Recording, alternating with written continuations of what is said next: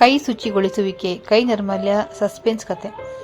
ಮಾಂತ್ರಿಕರ ಮಾಯಾಜಾಲವನ್ನು ನೋಡಿ ಜನರು ತುಂಬ ಸಂತೋಷ ಪಡುತ್ತಾರೆ.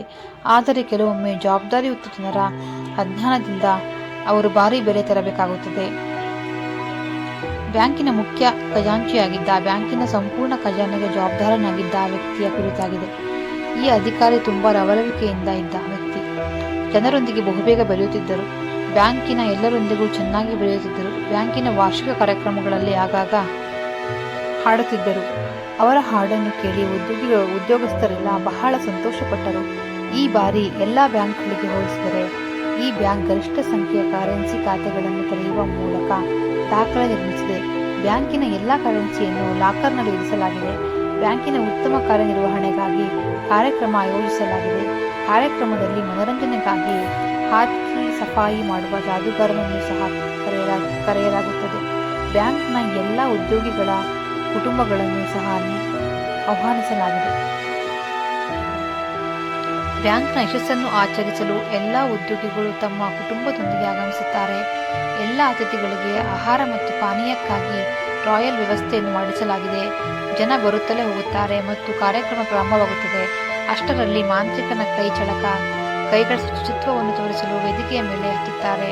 ಬ್ಯಾಂಕಿನ ಖಜಾಂಚಿ ಮುಂಭಾಗದಲ್ಲಿ ಕುಳಿತು ಕಾರ್ಯಕ್ರಮವನ್ನು ಆನಂದಿಸುತ್ತಿದ್ದಾರೆ. ಪ್ರತಿ ಜಾದೂಗಾರನ ಆಟದಲ್ಲಿ ಪ್ರೇಕ್ಷಕರು ಚಪ್ಪಾಳೆ ತಟ್ಟುತ್ತಾರೆ. ಖಜಾನೆ ಅಧಿಕಾರಿಯು ಮಾಂತ್ರಿಕನ ಕೈಗಳ ಶುಚಿತ್ವವನ್ನು ನೋಡಿ ವೇದಿಕೆಯ ಮೇಲೆ ಕೆಲವು ರೂಪಾಯಿಗಳನ್ನು ಬಹುಮಾನವಾಗಿ ನೀಡುತ್ತಾರೆ. ಸರಿ, ಮಾಂತ್ರಿಕನ ಆಟ ಮುಗಿದ ನಂತರ ಎಲ್ಲರೂ ತಿನ್ನಲು ಟೇಬಲ್ ಮತ್ತು ಕುರ್ಚಿಗಳ ಮೇಲೆ ಕುಳಿತಿದ್ದಾರೆ.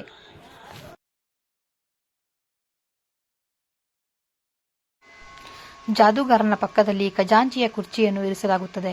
ಪ್ರತಿಯೊಬ್ಬರ ತಟ್ಟೆಗಳಲ್ಲಿ ಆಹಾರವನ್ನು ಬಡಿಸಲಾಗುತ್ತದೆ ಮತ್ತು ಎಲ್ಲರೂ ತಿನ್ನಲು ಪ್ರಾರಂಭಿಸುತ್ತಾರೆ.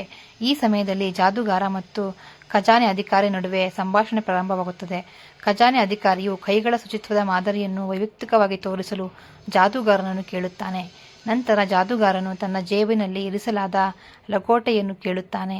ಅದರ ಬಗ್ಗೆ ಜಾದೂಗಾರನಿಗೆ ಈಗಾಗಲೇ ತಿಳಿದಿತ್ತು. ಲಕೋಟೆಯಲ್ಲಿ ಬ್ಯಾಂಕಿನ ಖಜಾನೆಯ ರಹಸ್ಯ ಗುಪ್ತ ಪದವನ್ನು ಬರೆಯಲಾಗಿತ್ತು.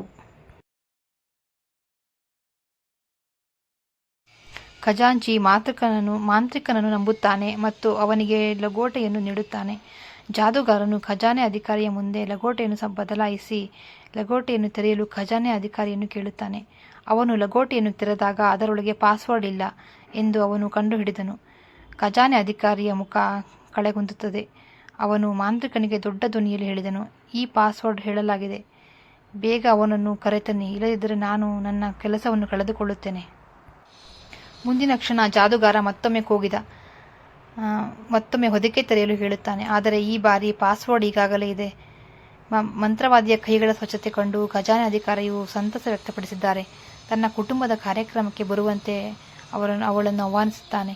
ಬ್ಯಾಂಕ್ ಇವೆಂಟ್ನಲ್ಲಿ ಪ್ರತಿಯೊಬ್ಬರು ತುಂಬ ಮೋಜು ಮಾಡುತ್ತಾರೆ. ಎಲ್ಲರೂ ಸಂತೋಷದಿಂದ ತಮ್ಮ ತಮ್ಮ ಮನೆಗೆ ಮರಳುತ್ತಾರೆ. ಆದರೆ ಮರುದಿನ ಬೆಳಿಗ್ಗೆ ಬ್ಯಾಂಕ್ನ ಸಂಪೂರ್ಣ ಖಜಾನೆ ಖಾಲಿಯಾದ ಕಾರಣ ಬ್ಯಾಂಕ್ ಉದ್ಯೋಗಿಗಳು ನಿದ್ರೆ ಕಳೆದುಕೊಳ್ಳುತ್ತಾರೆ. ವರ್ಷದಲ್ಲಿ ಬ್ಯಾಂಕ್ ಸಂಗ್ರಹಿಸಿದ ಕರೆನ್ಸಿಯ ಮೊತ್ತ ಅದು ಕಳ್ಳತನವಾಗಿತ್ತು. ಕಳ್ಳತನ ಎಷ್ಟು ದೊಡ್ಡದಾಗಿದೆ ಎಂದರೆ ಹಲವು ಏಜೆನ್ಸಿಗಳು ಬ್ಯಾಂಕ್ ತಲುಪಿದ್ದವು. ಪೊಲೀಸರು ಎಲ್ಲಾ ಕಡೆಯಿಂದ ಬ್ಯಾಂಕ್ಗಳನ್ನು ಸುತ್ತುವರೆದಿದ್ದರು. ಕಳ್ಳತನ ನಡೆದಿರುವುದು ಗೊತ್ತಾಗುತ್ತಿದ್ದಂತೆ ಬ್ಯಾಂಕ್ನ ಸುತ್ತಮುತ್ತ ಜನ ಜಮಾಯಿಸಿದ್ದರು. ಘಟನಾ ಸ್ಥಳಕ್ಕೆ ಗುಪ್ತಚರರು ಆಗಮಿಸಿದ್ದರು. ನಿಧಾನವಾಗಿ ತನಿಖೆ ಪ್ರಾರಂಭವಾಗುತ್ತದೆ. ಈವೆಂಟ್ಗೆ ಹಾಜರಾಗುವ ಎಲ್ಲ ಅತಿಥಿಗಳ ಪಟ್ಟಿಯನ್ನು ಪೊಲೀಸರು ಕೇಳುತ್ತಾರೆ ಮತ್ತು ಅವರನ್ನು ಒಬ್ಬೊಬ್ಬರಾಗಿ ವಿಚಾರಣೆ ಮಾಡಲು ಪ್ರಾರಂಭಿಸುತ್ತಾರೆ. 3 ದಿನಗಳ ತೀವ್ರ ವಿಚಾರಣೆಯ ನಂತರವೂ ಅಧಿಕಾರಿಗಳಿಗೆ ಕಳ್ಳತನದ ಯಾವುದೇ ಪುರಾವೆಗಳು ಕಂಡುಬರುವುದಿಲ್ಲ.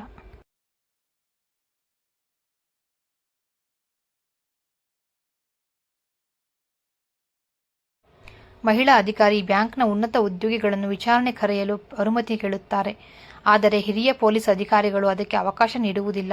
ಮಹಿಳಾ ಪೊಲೀಸ್ ಅಧಿಕಾರಿಗೆ ಮಾಧ್ಯಮದಲ್ಲಿ ಕೆಲಸ ಮಾಡುವ ಸ್ನೇಹಿತನಿದ್ದಾನೆ. ಅವರನ್ನು ಭೇಟಿಯಾಗಲು ಹೋಗಿ ಬ್ಯಾಂಕಿನ ಸಂಪೂರ್ಣ ವಿಷಯವನ್ನು ಹೇಳುತ್ತಾಳೆ. ವಾಸ್ತವವಾಗಿ ಮಹಿಳಾ ಪೊಲೀಸ್ ಅಧಿಕಾರಿಯು ಬ್ಯಾಂಕ್ನ ಉನ್ನತ ಅಧಿಕಾರಿಗಳನ್ನು ವಿಚಾರಣೆ ಮಾಡಲು ಅನುಮತಿ ಪಡೆಯಲು ಬಯಸುತ್ತಾರೆ. ಆದ್ದರಿಂದ ಅವರು ತಮ್ಮ ಸ್ನೇಹಿತನಿಗೆ ಸುದ್ದಿಯ ಮೂಲಕ ಸರ್ಕಾರದ ಮೇಲೆ ಒತ್ತಡ ಹೇರಲು ಕೇಳುತ್ತಾರೆ.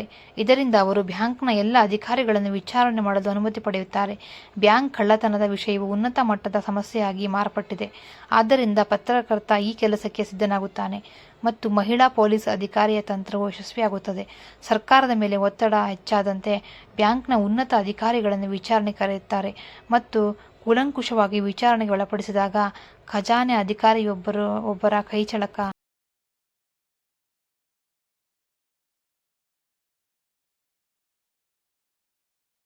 ತೋರಿಸಿ ಬ್ಯಾಂಕ್ನ ಲಾಕರ್ನ ಪಾಸ್ವರ್ಡ್ ಹೊಂದಿರುವ ಲಗೋಟೆಯನ್ನು ಕದ್ದಿದ್ದಾರೆ ಎಂದು ಬಹಿರಂಗಪಡಿಸಿದರು.